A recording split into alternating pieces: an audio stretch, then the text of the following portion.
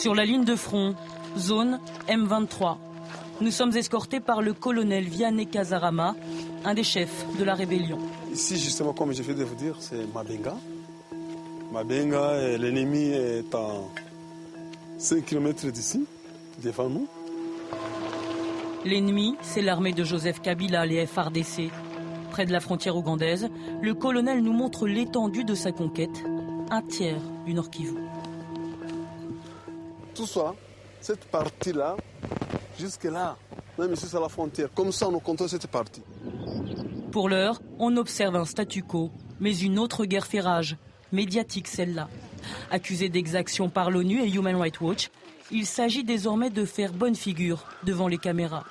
L'opération séduction commence par un mensonge. Comment vous faites financièrement pour administrer sur cette zone? Il y a d'abord la contribution des membres du mouvement. Les gens contribuent beaucoup d'argent. Aussi, nos militaires ne sont pas payés. Nous sommes des rebelles. La contribution des membres pour seul revenu, difficile à croire, d'autant que le M23 contrôle ce point de passage vers l'Ouganda.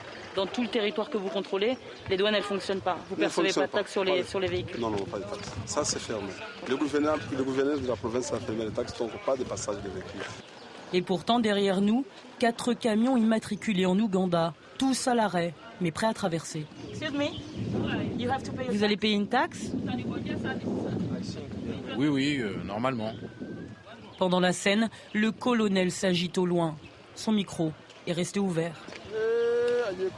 On est découverts. Ils vont vers le chauffeur. Les rebelles percevraient près de $30 000 de droits de douane par jour. La guerre de communication continue. À 30 km de là, Rumangabo, l'ancienne place forte de l'armée loyaliste. Bienvenue. Une caserne désormais aux mains du M23. Le colonel tient à nous montrer une dizaine de recrues, toutes fraîches et pas vraiment au point.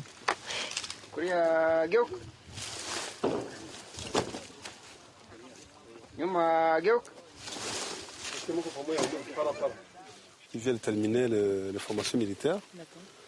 Les Human Rights nous accusent que nous formons, nous sommes en train de recruter les enfants. C'est quoi, ce n'est pas les enfants? Mais on vous accuse de recruter de force. De force, il faut les demander maintenant. Monsieur, ton nom? Le M23, c'est un mouvement de pression. Donc, si le gouvernement n'a pas de volonté de changer les choses, mais on espère qu'avec la pression et notre participation, on peut y aller. Que des recrues volontaires donc. Pourtant, en zone loyaliste, dans un camp de déplacés, 2 jeunes hommes nous affirment le contraire. Avec les autres, on nous a pris de force à Kibumba. Nous nous sommes enfuis. C'était un samedi. Nous étions 11. Nous avons entendu des coups de feu derrière nous et un de nos collègues a été touché. Le collègue en question est mort pour avoir tenté de fuir. Selon Human Rights Watch, 33 autres fugitifs auraient été exécutés, 127 recrutés de force par le M23 depuis le début des hostilités.